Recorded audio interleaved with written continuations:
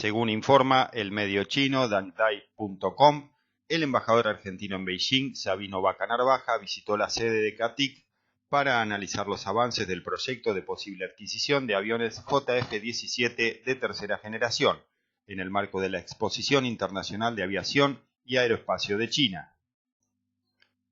La exposición, también conocida como Air Show China, se inauguró en la ciudad portuaria de Zhuhai, provincia de Guangdong.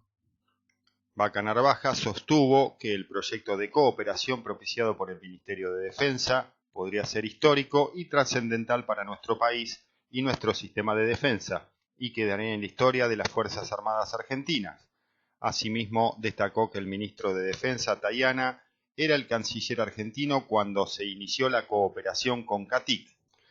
Como es de público conocimiento, estos JF-17 serían del más reciente bloque 3 del desarrollo de la aeronave, a buen precio y condiciones de venta y ulteriores capacidades. Uno de los aspectos que destaca es el alcance de su radar de última generación y la amplitud del armamento ofrecido.